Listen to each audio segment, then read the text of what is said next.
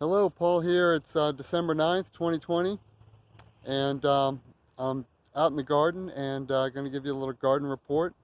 Um, we're at a time right now where there's just a lot of problems in the world. A lot of people getting sick, a lot of people dying from COVID and from other diseases. A lot of my friends are getting cancer, and they're getting heart disease, and they're um, a lot of prostate cancer among my men friends, and a lot of breast cancer among my women friends, and it's really sad. Um, and then, of course, a lot of people have comorbidities that are contributing to deaths from COVID, high blood pressure, diabetes, and it just goes on and on. You know the problems, and you know the issues, and I really think that a lot of these problems are caused by poor nutrition and bad lifestyle choices. I think they're caused by too much stress in our lives, and too much processed food. And basically, that the fact is that God made us and He put us in the Garden of Eden, in the East, in the garden in the East in Eden. He placed the man, it says in Genesis 2. And I know it's very basic and it might seem unscientific, but when we're out in the garden, a lot happens, and it's very scientifically supported. And I want to just go into some of why it's important to eat food that's not processed. So I'll start with just what I'm doing right now. I don't have a shirt on. You can see my shadow there, and and I'm getting all this vitamin D on my skin, and that's why in the summer people don't really get the flu. Is because they're getting all this vitamin D, and it really helps. And so I just take my shirt off. Come out for your lunch break and take your shirt off. If you're a guy, if you're a woman, I don't know how it works, but maybe just get it on your skin and on your face and in your eyes. It's most of the vitamin D that we get is apparently through our eyes anyway. So just go out to a parking lot or whatever at work. We all have a lunch break, and then the other thing I like to do, being working at home now, a lot of people are working at home, is I like to be out barefoot. And so what happens when you're out barefoot walking in the garden, these homeostatic soil organisms come up through the soil into your feet. I know it sounds gross, and it'll freak a lot of people out, but the organisms around us are a part of the system that support human life.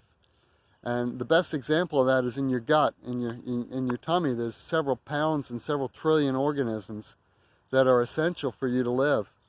And with antibiotics, we kill that. When we cook our food too much, we kill it. When we sterilize everything, now all the produce you buy, all the organic produce is soaked in hydrogen peroxide. It's all sterilized, and that doesn't help that whole process of feeding those organisms. And those organisms are what supply the nutrients to your body. So you want to really encourage those organisms. And so what we have here is a soil that is alive. There are organisms in this soil. I don't fertilize per se, although I might bring compost in. There's a big compost pile over here.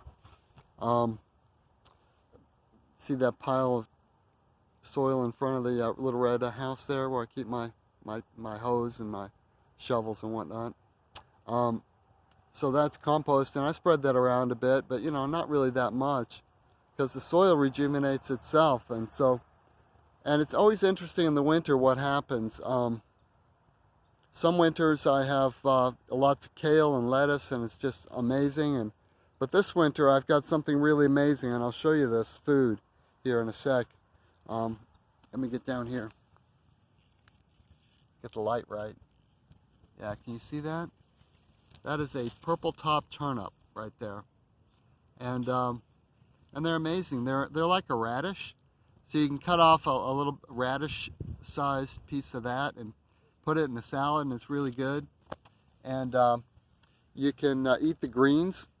I'll pull this out here. Lay it out, because I'm going to get some friends that want it. So let's put it in the sun. Get some good footage of that. Now, you know, it's not a, I think I get the angle wrong. Let me get on the other side here. It's not a Hostess Twinkie, or, you know, it's not Dunkin' Donuts. It's not a latte at Starbucks. But I think we have to ask ourselves, you know, how nutritious are those foods? And those foods, if you have them once in a while, it's not a problem. But if you're eating it every day, you know what happens. Everyone knows what happens. Every scientist in the world will tell you what happens. If you eat them, eat that kind of food at every meal, you know, it's not good. And bad things will happen. A lot of pain will result. And we know the pain of losing our loved ones, or our family getting cancer, and we know it causes these diseases. There's no real dispute. There's no conspiracy. It's just the way it is. So what I do is you take those greens, they're the leaves, and you know, you might cut off the rotten ones, or the brown ones or whatever, and put them in a saucepan with just maybe like a ½ inch of water. Get it boiling, and put them in for about 30 seconds, a minute, and they'll start to wilt, and all the bitterness will come out of them. Now you can eat a few of them raw, and I recommend that, but they get a little bitter, and so you cook them, and they're just delicious. I mean, they are really tasty, very palatable. And then the roots here, you just cut them into slices. You can bake them, you can cook them. I always put about a radish-sized part in my salad, and same with the leaves. And they're really delicious. I mean, they're really, really good. And I've been eating a lot of them, and I'm not getting tired of them. You know, they are really awesome. And you could probably put them in an air fryer. You could probably barbecue them. You know, there's just no end to what you can do. You can, you know, put something on it that you want, that you like, you know, like some hot pepper or something, and you know. But you know, this food is a live food, and so what happens? The way it works with the living soil, you see these little roots down here. They put out what's called a root exudate. They put out we call them cookies and cakes. And as Elaine Ingham, the soil scientist, would say. And so you see these little hairs here. So they work in a barter arrangement with the organisms in the soil. The soil is full of different organisms. And they put out these cakes and cookies, and the organisms give them what they need in the form of nutrition. So if that plant needs a molecule of copper or magnesium, it'll barter with the soil organisms. The soil organisms will bring the elements that plant needs, the minerals and the nutrients, the nitrogen, whatever. And the air is 78% nitrogen, and so you know, it can get all the nitrogen it needs from the air, provided it has, you know, a living soil. And so that's what happens. And so when you eat that plant, you don't want to sterilize it. You don't want to, you know, if you want to eat some of it raw, because you want to, the same organisms that are in the soil are very similar, very analogous to what's going on in your gut. You put the food in, you put the cakes and the cookies in, and then those organisms, they digest that, and then your body gets the elements, the minerals and the vitamins and whatever that it needs. But so much a part of that is just feeding those organisms and helping those organisms to really thrive. And so it's a bit of a biology lesson, but you know, I didn't learn that in school. And you know, if I had known that when I was playing high school soccer or running track or playing baseball, I would have been a much better athlete. Not that it would have amounted to much, but and this is kale here. So that's just a little piece of kale. And I've been going through here and just picking all the kale, so there's not that much there.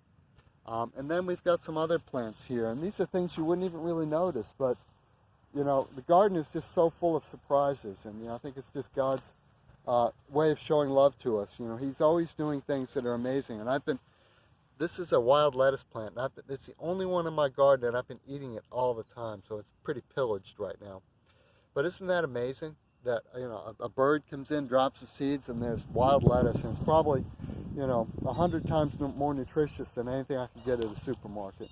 And it tastes great too. You know, food that's healthy tastes much better. So, you know, a turnip might be like, you know, oh gross, but you know, your kids might turn their nose up at it. Maybe that's why it's called a turnip, because they turn up their noses. But,